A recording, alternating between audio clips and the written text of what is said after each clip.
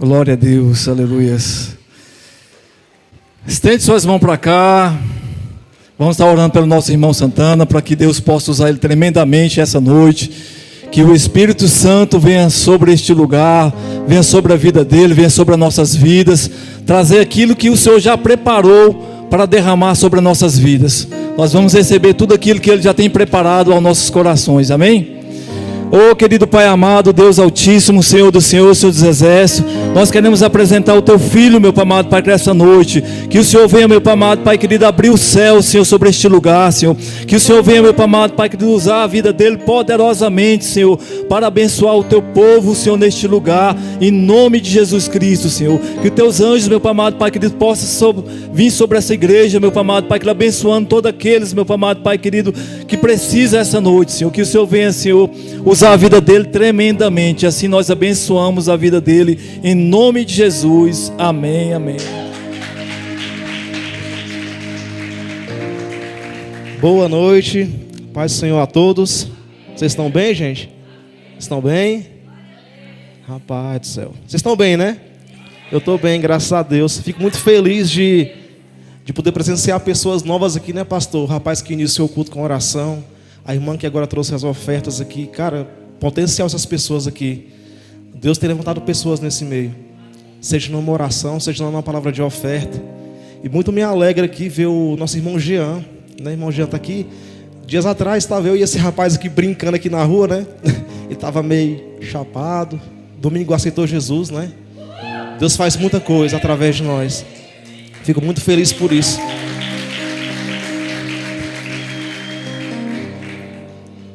E é interessante que essa última canção, ela fala de evangelismo, né? Tem tudo a ver com a palavra de hoje. E nem estava combinado, né? O pessoal do louvor sabe, a gente não combinou nada. E vou falar hoje sobre Paulo. Sobre Paulo. E o nosso tema base está em 1 Coríntios, capítulo 2, do versículo 1 ao 16. Está conectado, isso aí. 1 Coríntios 2, do 1 ao 16. Que fala assim: o caráter da pregação de Paulo em Corinto. Pessoal, Corinto, tá? Coríntios é o tema, é o livro, mas a cidade de Corinto, tá? Então não estou falando errado não, é Corinto mesmo, tá bom? Diz assim: e eu, irmãos, quando fui ter convosco, anunciando-vos o testemunho de Deus, não fui com sublimidade de palavras ou de sabedoria, porque nada me propus a saber entre vós, senão a Jesus Cristo e este crucificado. E estive convosco em fraqueza e em temor, e em grande tremor. A minha palavra, a minha pregação não consistiam em palavras persuasivas de sabedoria humana, mas em demonstração do Espírito de Deus e poder, para que a vossa fé não se apoiasse em sabedoria dos homens, mas no poder de Deus. Todavia falamos sabedoria entre os perfeitos, não, porém a sabedoria deste mundo, nem dos príncipes deste mundo, que se aniquilam, mas falamos da sabedoria de Deus oculta, ao mistério a qual Deus ordenou antes dos séculos para a nossa igreja, a qual nenhum dos príncipes deste mundo conheceu, porque se a conhecessem, nunca crucificariam ao Senhor da glória. Mas como está escrito, as coisas que o olho não viu, e o ouvido não ouviu, e não subiram ao coração do homem, são as que Deus preparou para os que os amam. Mas Deus nos revelou pelo seu Espírito, porque o Espírito penetra todas as coisas, ainda as profundezas de Deus. Por qual dos homens sabeis coisas do homem, senão o Espírito do homem que nele está? Assim também ninguém sabe das coisas de Deus, se não estão em Deus. Meu Deus, que palavra forte.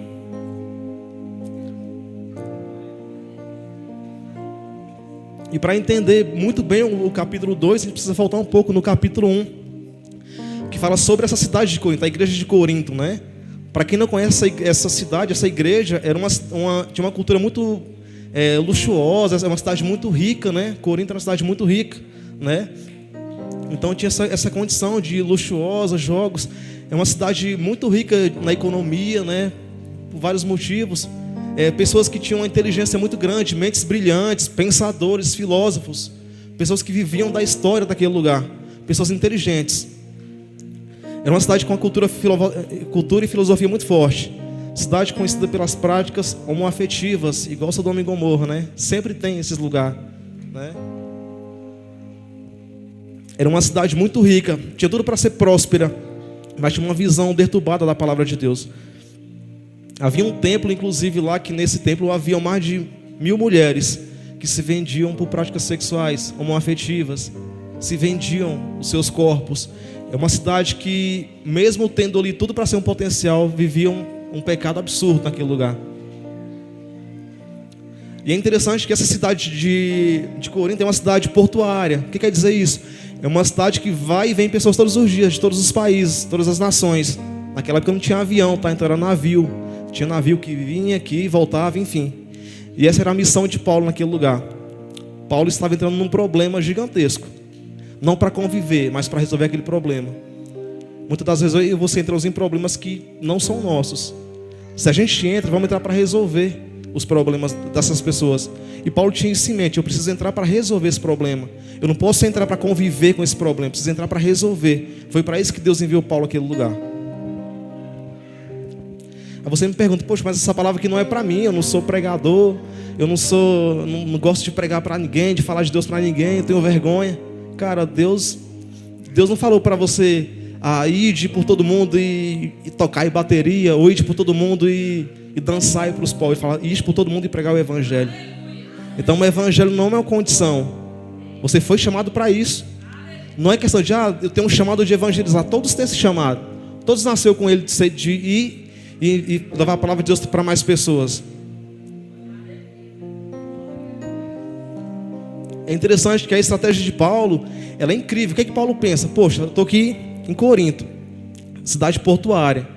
Se eu trazer o evangelho de verdade para esse povo, as pessoas vão ouvir, voltam para os seus países e vai trazer a palavra para aquele povo. Ou seja, ele tinha noção que se ele ganhasse pessoas para Cristo com o evangelho de verdade, onde as pessoas fossem, elas levariam a palavra de Deus de verdade. Amém? Isso te lembra o quê? Células, né? Se eu coloco uma célula em águas bonitas e essa célula se levanta, ela ganha todo aquele bairro para Jesus. Se eu coloco uma célula na casa do Thales e o Thales se posiciona, aquela célula vai alcançar outras pessoas para Jesus. Ou seja, Paulo tinha isso em mente: se eu trazer o evangelho de verdade para esse povo, eles vão absorver e vão levar para os seus países. Amém?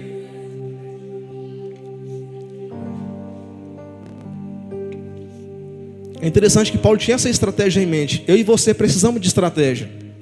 Não adianta eu iniciar alguma coisa, um mover, uma célula, eu não tenho uma estratégia para continuar. Ele tinha essa estratégia: eu preciso ganhar essas pessoas para Jesus, porque aonde elas forem, elas vão levar o evangelho. Porque seria muito difícil para Paulo passar de um país para o outro, e vai ficar muito cansativo para ele, né? Por conta que, o tamanho do país, de ir de um lado para o outro. Ele pensou: se eu ensinar essas pessoas verdadeiramente o evangelho, elas vão ganhar outras vidas para Jesus.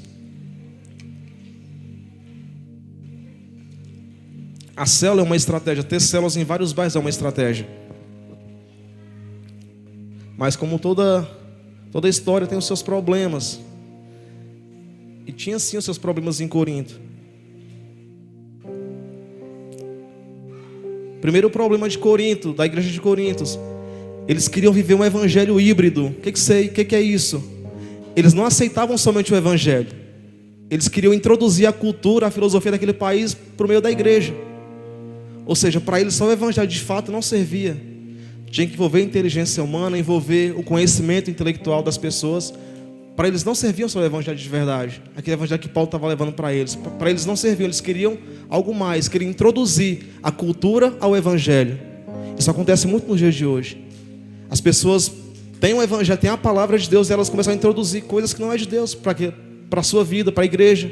Em algumas igrejas começam a introduzir coisas que não é de Deus, que é do mundo, que é cultura da cidade, de onde mora. E o evangelho começa a tomar uma direção diferente do que foi proposto. Começa a ir para uma direção que não era a direção de Deus.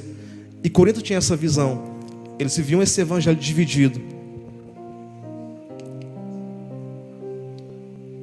Para eles, somente o evangelho não servia mais. Era uma igreja extremamente dividida. E aqui é uma questão muito importante, porque uma igreja dividida não cresce. Uma igreja que não tem união, que não tem corpo, não cresce. Eu tiro por exemplo, a gente levantou essa oferta para poder comprar o nosso lote. Se fosse uma igreja com um pensamento diferente, não teria conseguido. Não teria, porque a divisão, ela te impede de crescer. E essa era a igreja de Corinto, era uma igreja muito dividida. Cada um pensava de uma forma, cada um agia de uma forma. Como que a igreja vai crescer dessa forma? Não cresce. E era assim em Corinto. Inclusive eles achavam que Paulo pregava um Deus, Pedro um Deus e Apolo outro Deus. Ou seja, olha o pensamento de divisão naquele povo. Olha o pensamento dividido. A gente fez aqui aquela reunião lá dos líderes para definir quais seriam as campanhas para arrecadar o recurso. Imagine se não tivesse um alinhamento de pensamento. Se não houvesse uma concordância.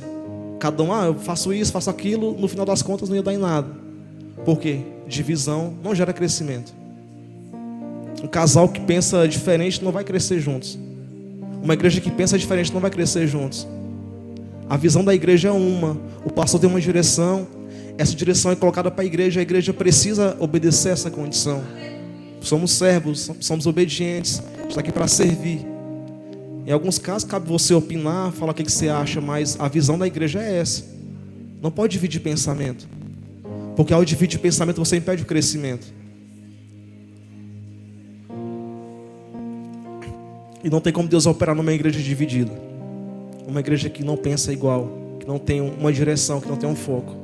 Amém?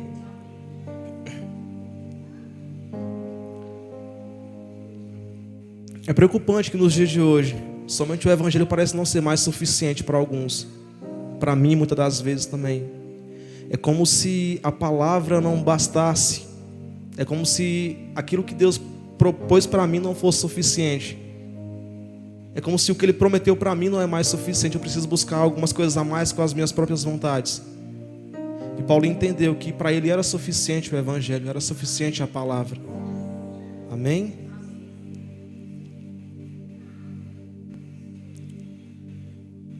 Aqui estão os desafios de Paulo. Primeiro, trazer um evangelho simples e verdadeiro, ainda que diante de pessoas muito inteligentes. Ou seja, Paulo está numa cidade de pessoas intelectuais, filósofos que sabem tudo de palavra, conhecem tudo. Se ele chega com o pensamento de ser igual, ele vai somar em quê? Porque Paulo poderia chegar lá com o seu conhecimento e falar, eu também sei, é isso, isso e isso. Mas ele pensou, cara, eu não vim para isso. Eu vim com a simplicidade do evangelho, eu não vim para mostrar que eu sei.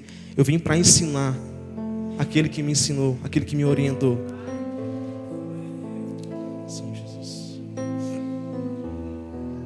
Segunda missão de Paulo, unificar a igreja em Corinto. Ele entendeu que uma igreja unida, ela é capaz de avançar. Uma igreja que tem propósito, que tem união, ela vai avançar e vai alcançar outras pessoas. Amém? Quando você observa que alguns ministérios se fecham, se você buscar a fundo, eu não te recomendo fazer isso, porque não está no nosso escopo de fazer, mas muitas das vezes é por falta de concordância, por conta da divisão, porque um pensa de uma forma, outro pensa de outra. A minha igreja, quando eu iniciei, a Márcia está aqui, prova disso, a gente congregou junto, eu bem pequeno na época, e essa igreja fechou por divisão, só por divisão.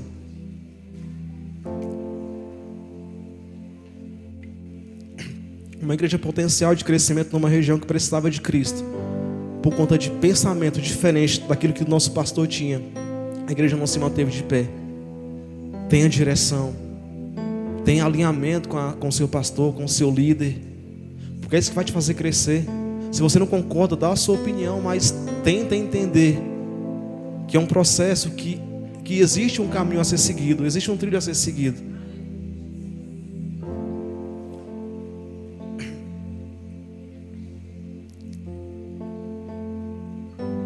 Paulo queria mostrar para aquele povo que ele não era um filósofo, ele era um evangelho, ele era um cristão, ele era um pregador da palavra de Deus.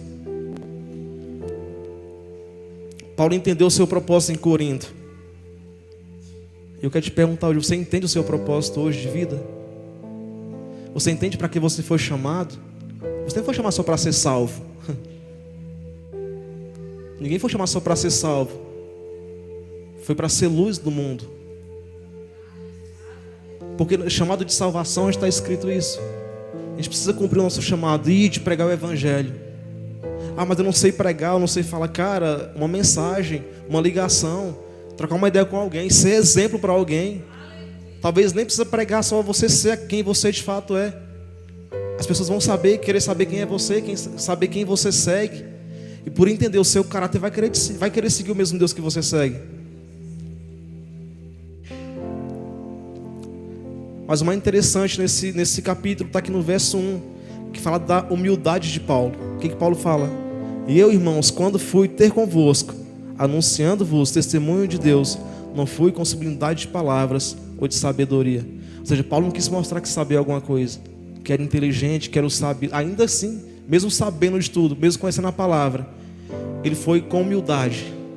Porque sabia que se ele fosse com aquela coisa do conhecimento em si, ele poderia fazer com que as pessoas se afastassem e não quisessem ouvir ele. Então ele foi com humildade e sabedoria. Aí você pensa, poxa, mas eu falo tão mal, a minha forma de expressar não é das melhores, eu não sei falar direito, eu não sei defender o meu ponto de vista. Cara, Deus chamou para você ser luz na terra. Ele não chamou para você falar bem, para você falar bonito. Eu não falo bem, eu falo muito rápido, quase ninguém entende o que eu falo às vezes. E Deus está pouco preocupado com isso, cara. Ele não me chamou para falar bonito, ele me chamou para levar uma palavra de verdade, uma evangelho de verdade. Amém?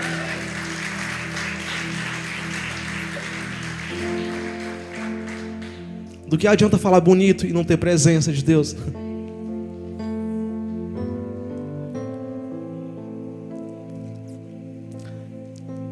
Mas assim, para você falar bem de alguém tem que conhecer também, né? Falar bem de Deus tem que conhecer muito bem o Senhor. Aqui no versículo 2 fala o seguinte: porque nada me propus a saber entre vós, senão a Jesus Cristo e este crucificado. Olha que interessante. Esse versículo é muito forte, porque o que Paulo está falando? Olha, não interessa o que vocês fizeram, não interessa o pecado de vocês, o que vocês pensam. Eu vim trazer uma palavra, eu vim trazer o evangelho de verdade para você naquela época. Por quê? Porque se Paulo procurasse saber das pessoas, ele perderia o foco da palavra. É como se eu conhecesse muito bem aqui o Thales, a gente se conhece muito bem, e talvez eu fale aquilo que ele quer ouvir, para confortar o coração dele. Paulo não quis saber nem do que o povo pensava. Ele fala o seguinte: olha, eu não me propus saber nada entre vocês, eu vim trazer a palavra de Deus para vocês.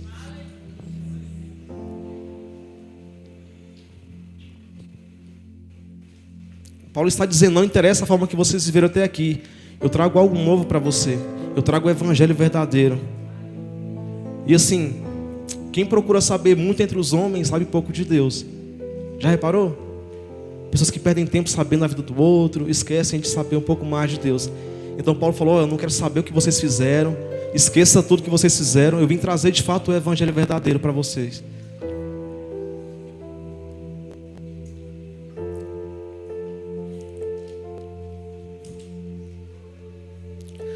Se Paulo perdesse tempo investigando a vida daquelas pessoas, certamente ele traria palavras vindas de si. Porque se ele conhece muito bem aquelas pessoas, ele poderia levar palavras que ele... Exemplo, eu conheço muito bem o Thales, eu vejo que o Thales tem uma falha. Eu poderia muito bem falar daquela falha em si, e não falar a palavra de Deus para ele. Porque uma coisa é Deus falar comigo, a outra coisa é eu pôr palavras na boca de Deus. Porque quando eu falo aquilo que vem de mim, eu estou pondo palavras na boca de Deus. E ao contrário, é Deus que põe palavra na minha boca. Quando eu falo para a pessoa aquilo que eu acho que ela deve ouvir, eu estou pondo palavras na boca de Deus. E ao contrário, Ele que põe palavras na minha boca para falar para aquelas pessoas.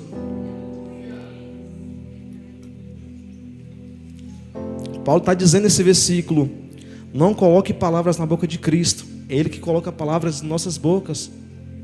Então não adianta eu chegar para as pessoas e falar aquilo que eu acho, aquilo que eu penso. Eu preciso me embasar na palavra de Deus, preciso conhecer a palavra de Deus.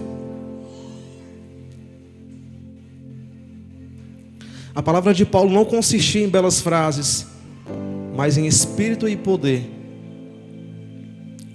Hoje em dia a gente vive uma realidade que os melhores pregadores são os que pregam mais bonito, né? Aquelas frases de efeito, aquela pregação coach, enfim. E o evangelho verdadeiro onde que fica? onde fica a palavra de verdade. Não que isso não seja bom, isso é muito bom, mas não é por falar bonito que você vai alcançar pessoas. É pelo caráter, é por conhecer o Senhor. Amém?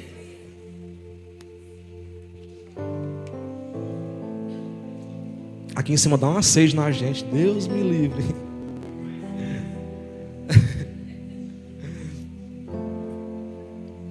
Paulo não queria que as pessoas colocassem fé nele. Ele deixa isso muito claro nos versículos a seguir. Ele não veio para ser o cara, ele veio para falar de Deus para aquelas pessoas. Muitas das vezes se perde a isso porque eu chego para falar de Deus e esqueço que foi Deus que me enviou para falar para aquelas pessoas. Eu não posso me esquecer disso. E Paulo não se esqueceu disso. Paulo era muito humilde nesse ponto, em vários pontos. E ele deixa muito claro, não é sobre mim, não é sobre o que eu falo, é sobre Deus. Paulo deixa muito claro que a cruz é o centro do Evangelho. Cristo é o centro do Evangelho. Muitas das vezes pessoas bem intencionadas iniciam suas vidas como pregadores, evangelistas, até bem com intenções boas de ganhar pessoas para Jesus, mas às vezes dá espaço para a soberba, para o autoconhecimento, e essas pessoas se perdem no meio do caminho, por querer levar um evangelho com base no que ele vive, com base no que ele acha, com base naquilo que as pessoas querem ouvir, querem encher estádios, querem falar bonito. Vai atrair uma galera, mas vai afastar outras, e principalmente vai afastar do Senhor. Então, se você se propôs a estar aqui, que você é um pregador hoje do Evangelho, não tem exceção, vocês são pregadores, que você possa ter isso em mente. Cara, eu preciso levar uma palavra de verdade para essas pessoas. Não é no meu conhecimento, não é naquilo que eu acho, é naquilo que o Senhor me passa para eu fazer para essas pessoas, para eu passar para essas pessoas. Amém?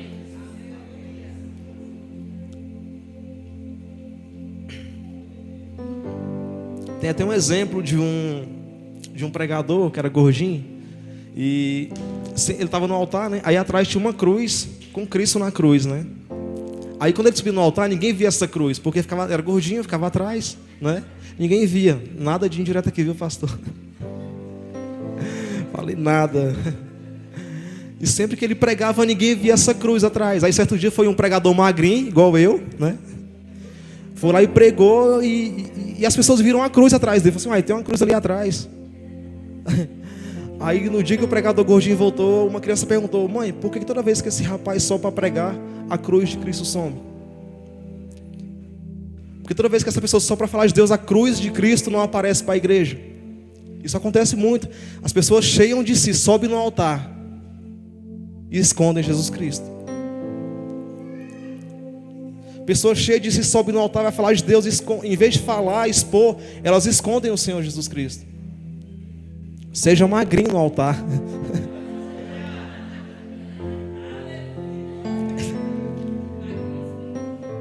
Espiritualmente falando, né, pastor?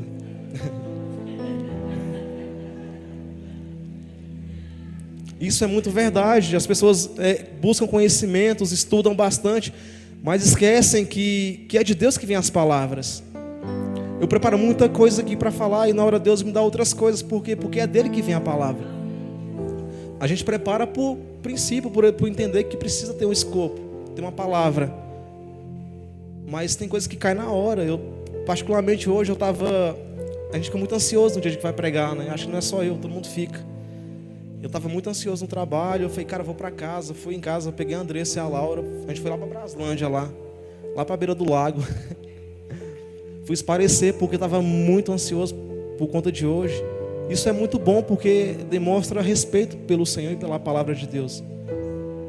Aí eu falei, cara, vou olhar para o céu aqui e vou descansar no Senhor. Deixa o tempo passar, não pega a Bíblia agora à tarde, deixa como está. Porque eu já tinha preparado a palavra, então não fica procurando. Deus vai falar na hora. E eu estava lá e ele me deu uma correção. Enquanto eu estava lá pensando um pouquinho. E muitas das vezes eu falo isso para mim. Se você se sentir igual também, amém. Mas muitas das vezes me parece que o Evangelho não é suficiente para mim. Parece que a palavra não é suficiente para mim. Parece que as promessas que Deus fez para mim não são mais suficientes. Seria hipocrisia minha subir aqui e não falar isso, porque Deus pediu para eu falar isso. E Ele é suficiente nas nossas vidas, cara. A palavra dele é suficiente para mim e para você. Muitas das vezes a gente procura situações que não é de Deus, direcionamentos que não são de Deus. É como se o que Ele me prometeu lá na minha infância não fosse mais suficiente, a ponto de eu esquecer.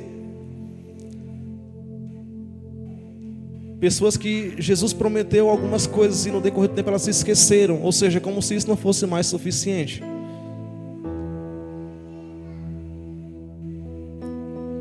É como se aquela promessa de você ser um grande pregador não fosse mais suficiente. É como se o chamado para você tocar, para você ministrar não fosse mais suficiente.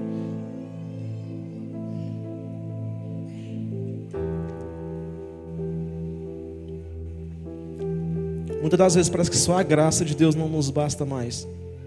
Só o perdão não nos basta mais. E eu estou aqui no altar para falar de mim, não estou aqui para falar aquilo que eu não vivo. Eu me sentia assim muitas das vezes, é como se não fosse suficiente. A palavra, as promessas, o que Ele já me deu, os amigos que Ele me deu não fosse mais suficiente. Como que eu sei que não é suficiente? Quando eu começar a buscar fora aquilo que não está na promessa. Quando eu começo a ir para caminhos que não está na promessa, estou falando para o Senhor, o que você me prometeu aqui não é suficiente. Quando eu abandono um chamado, uma direção, é como se não fosse mais suficiente para mim.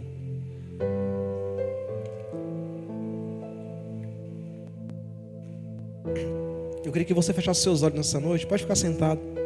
Só aqueles que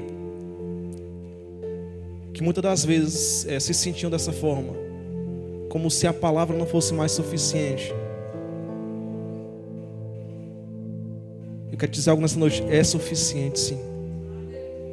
O que Ele prometeu para você é suficiente, cara. Porque se não fosse, Ele prometeria mais, te daria mais coisas.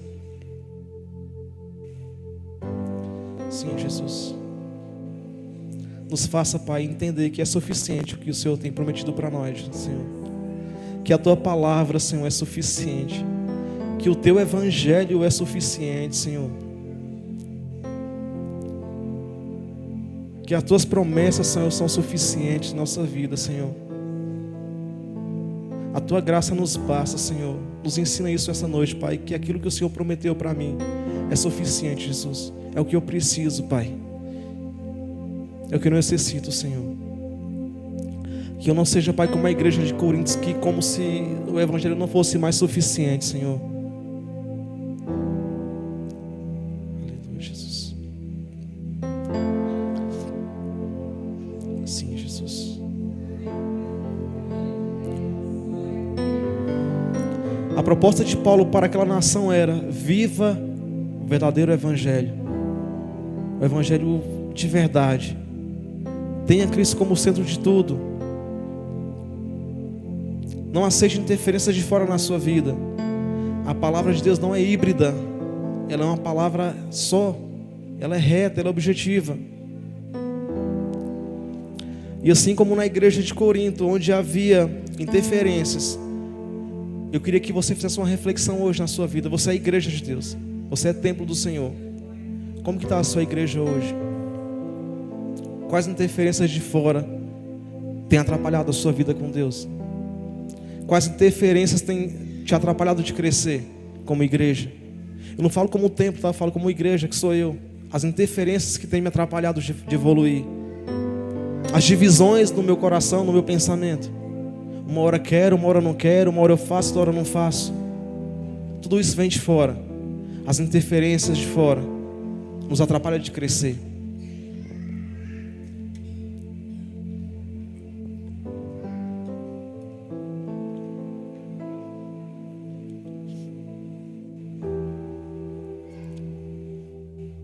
Você é a igreja do Senhor. Deus vai enviar pessoas daqui para alguns bairros, para municípios e para cidades. É promessa dele para essa igreja de levantar pessoas. E já levantou algumas para ser usada aí fora. Mas que você não perca essa essência. Essa essência de iniciante, aquela sede de querer fazer. Que a soberba não bata na sua porta, e se bater, que você possa rejeitar. Que você tenha maturidade para quando você lidar com várias pessoas, você possa permanecer com a essência que Paulo queria ensinar para aquelas pessoas. A essência de um evangelho simples e fácil. Fácil no sentido de interpretação. Sim, Jesus.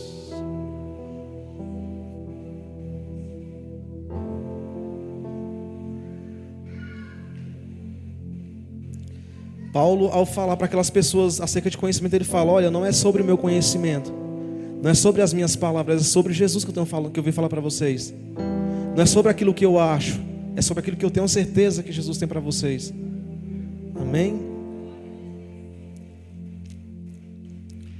Seja na célula onde você participa, onde você está como aliançado, não perca essa essência. Você vai ter a chance de falar de Deus, de cantar, de trazer uma palavra.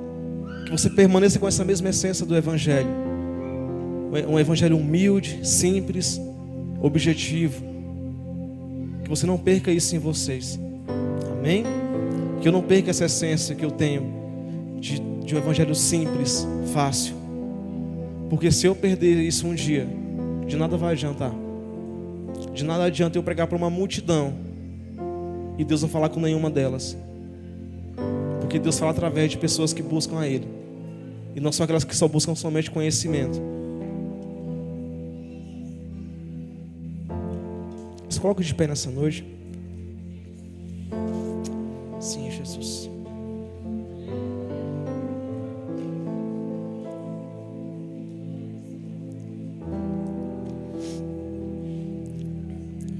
Sim, Senhor.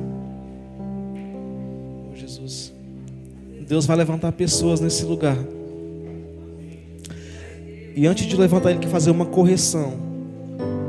Não perca a essência.